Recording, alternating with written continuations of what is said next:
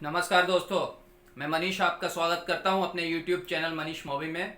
दोस्तों, आज मैं दो छोटी छोटी कहानियां लेकर आया हूं और समय का ध्यान रखते हुए कहानियां आपको मैं संक्षिप्त में सुनाऊंगा। किंतु दोस्तों, जो विजेता होते हैं वो किसी कार्य को अधूरा नहीं छोड़ते और हम विजेता हैं। तो हमें आज से, अभी से और इसी वक्त से ही शुरू करना होगा कि हमें कार्य को पूरा करना है। तो ये वीडियो पूरा अवश्य देखिएगा। दोस्तों, एक कहानी है उस चित्रकार की जो बहुत ही खूबसूरत तस्वीर बनाया करते थे। उन्होंने एक दिन एक बहुत खूबसूरत चित्र बनाया और उसे शहर के चौराहे पर रख दिया और उसके नीचे एक मैसेज लिखा कि अगर इसमें कोई कमी हो तो कृपया उसे चिन्हित कर दे। दोस्तों, दूसरे दिन जब उन्होंने अपना चित्र देखा तो उन्हें बहुत ही अफसोस हुआ, उन्हें बहुत दुख हुआ, उन्हें बहुत बुरा लगा इस बात का कि उनकी तस्वीर में कुछ अच्छा था ही नहीं। लोगों ने जगह जगह से उसे चिन्हित कर दिया था। वो मायूस हो गए थे। तभी उनके एक मित्र आए। उन्होंने पूछा कि क्या बात है, क्यों ऐसे उदास बैठे हो। उन्होंने पूरा घटनाक्रम बताया, उन्होंने सारी बातें बताई। उसके बाद उनके मित्र ने कहा, दोस्त एक काम करो, इसके नीचे का जो मैसेज है उसमें थोड़ा सा बदलाव करो, हूबहू एक चित्र और बनाओ और उस मैसेज का एक शब्द बदल दो। वहाँ पर मैसेज कर दो कि अगर इसमें कोई कमी हो तो कृपया उसे सुधार दें। दोस्तों, इस बार नतीजा चौंकाने वाला था। इस बार उनके चित्र में कोई कमी नहीं थी। उनकी पेंटिंग में इस बार कोई कमी नहीं थी, परफेक्ट थी। क्यों दोस्तों?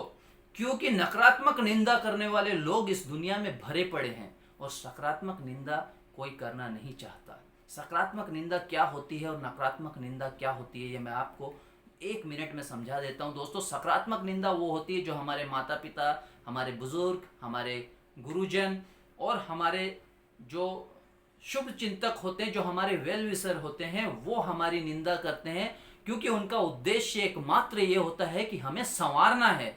जो हमें संवारने के लिए जो निंदा की जाए, जो हमारी भलाई के लिए जो निंदा की जाए, वो होती है सकारात्मक निंदा।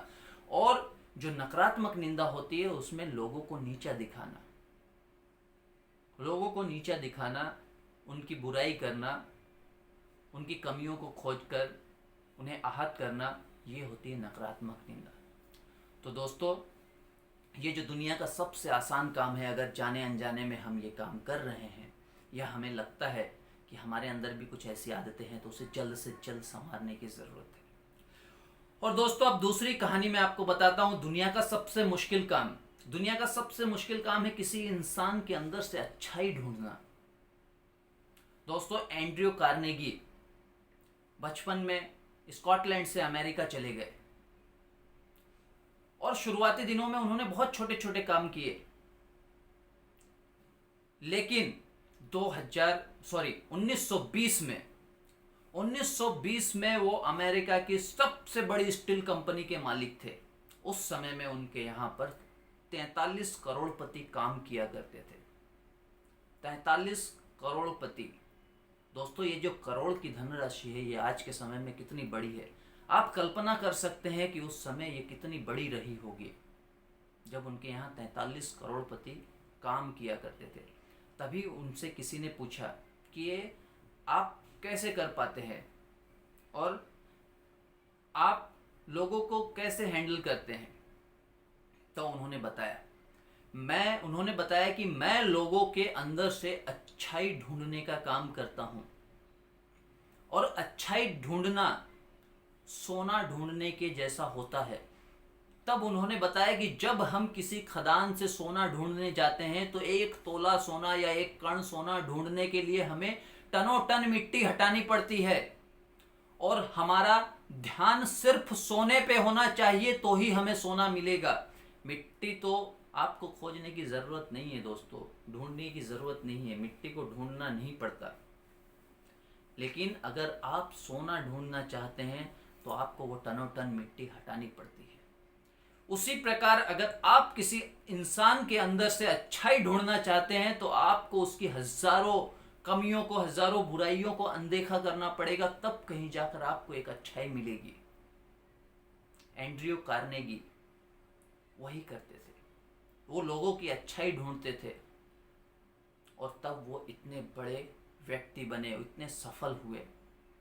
तो सफलता जो है वो आपके दिमाग में है, आपके नज़रिए में है। दोस्तों, अगर आपका नज़रिया सकारात्मक है तो दुनिया की कोई ताकत आपको जीतने से नहीं रोक सकती।